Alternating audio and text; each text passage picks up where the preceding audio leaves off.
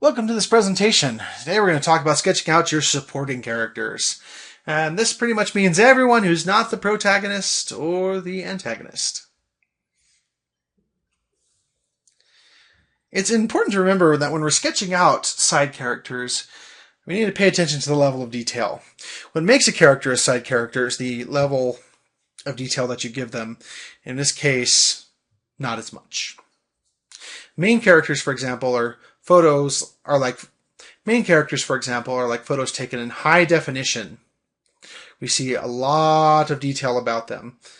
It's very easy to see both the flaws and the good things about them. While Sidekick characters are, say, standard definition, sketches and paper and pencil, something that has a lot less detail. You can't see every pore in their skin, so to speak. So you do want to make them as interesting as possible. You want them to have enough detail to really live in your story and to make your reader think that they are not just a character that somebody came up with, but someone who actually has a life outside the book. And we're just getting a little glimpse of them. Those are the most interesting characters. But you have to be careful. If you have too many side characters, it can get confusing very quickly. Not only is it confusing for the reader to keep track of too many names, especially if they're similar, but it's just hard to invest emotionally in a bunch of different characters. Keep it to just the number that your story needs. And sometimes side characters have multiple roles. They're the sidekick, but they're also the love interest in the story, or they're kind of a mentor character, but then they also turn into the bad guy in the end. Make sure that you have just as many characters as you need. The next slides that I'm going to talk about come from one way of looking at characters and their roles. This is not the only way to look at characters, but it is a helpful way, especially if you're writing speculative fiction, science fiction, fantasy, horror, and things like that. But it could really apply to just about any kind of fiction. One role that a character can take is the mentor. They're kind of the older and wiser character who helps the protagonist on his or her way, provides some sort of needed guidance, direction. They teach him how to fight, how to use magic, how the technology works. Also provides encouragement, tells them that they see their potential and encourages them to move toward whatever their goal in life is. For example, Obi-Wan Kenobi, Gandalf, Dumbledore, these are all these older and wiser characters that help the protagonist become what he can be, or what she can be. And often you'll see, as in these three examples, they're killed off at some point in the story. Because if they have their mentor, their training wheels forever, the protagonist can't easily stand on his own. So sometimes they come back, but at least for a time, they're killed off. Or somehow otherwise taken out of the picture so that the protagonist can have that growing experience of doing it for himself. A sidekick or a foil. This is a person who provides kind of the moral support for the protagonist. I often have they're working towards the same sort of thing. They want to see the protagonist succeed, and they've got some reason for helping them. Perhaps whatever the goal is helps them too. And this is one way that you can have your main character discuss his or her thoughts without resorting to long internal monologues. It's a more organic way, like they're talking to what we call the foils, the person that they bounce their ideas off of. Like after something major happens in your plot, they can discuss how it affected them, or kind of talk about the aftermath of something without having just to have them pensively stare off into the distance and we read all of their thoughts. For example, Han Solo, Sam in Lord of the Rings, Ron Weasley, these are all good examples of sidekicks. They're people that support the main character. The love interests or the temptress. Now these are two kind of their opposites. They can both provide sort of a romantic diversion for the protagonist. Love interest in a positive way, a character that's going to want to make the protagonist better and encourage, kind of like a sidekick with benefits. Or we call it a temptress, be someone who the protagonist finds alluring, but is going to lead him or her astray.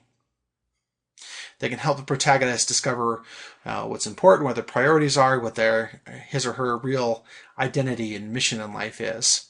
And this doesn't have to happen. There's not romance in every plot, but there are in many plots. For example, Princess Leia. It's kind of interesting. We think that she's the love interest, but we get just our love interest for a different character. It turns out in the end, but she does help Luke discover who he is. Another term you hear thrown around is the contagonist. Now, this is like the sidekick, but for the villain. He's kind of the main sidekick for the villain. They might have a lot of different minions or people that help them, but this person can support and motivate the villain. Also, it's important for a villain to be able to explain his evil plot or to bounce ideas off of another person.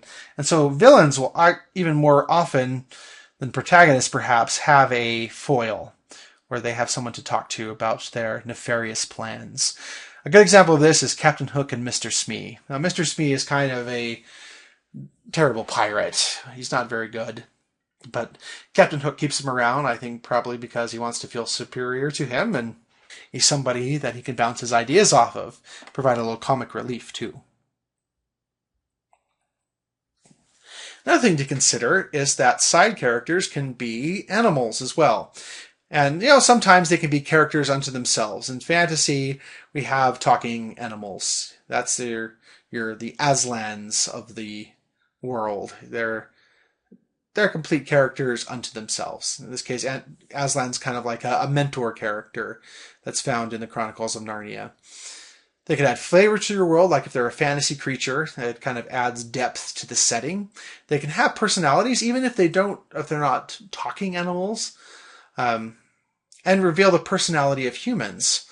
For example, I like to think of Hedwig, the owl in the Harry Potter series. We learn about Harry, and Hedwig has his own kind of personality. And so Hedwig's a real contributor and character to the plot. So when you're thinking about side characters, think about animals. Does anyone have a pet? Are there any animals that figure heavily into the story? And even when you're thinking about characters, also might have to consider places and things. They can take their own personality, especially in fantasy and sci-fi.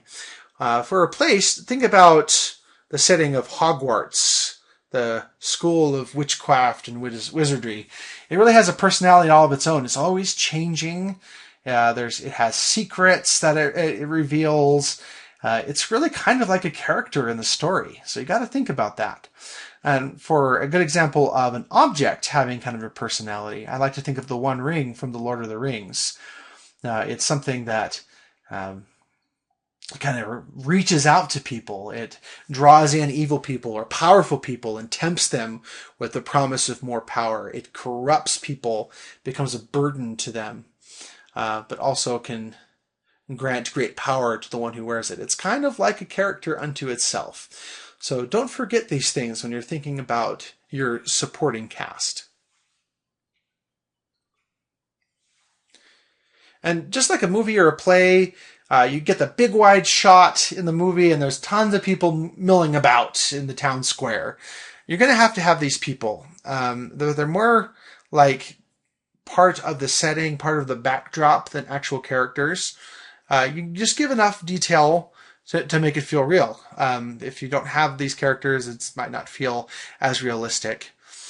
For example, the marketplace was full of vendors in simple booths crying out and selling their wares. So they're walking through a marketplace, and we have all these people around us. We can talk just a little, give a sentence or two about them, but don't dwell on them too long, or you might ascribe too much meaning to them. The reader might think that there's more meaning to them than there really should be, there really is. So then shift your focus right back onto your protagonist and company.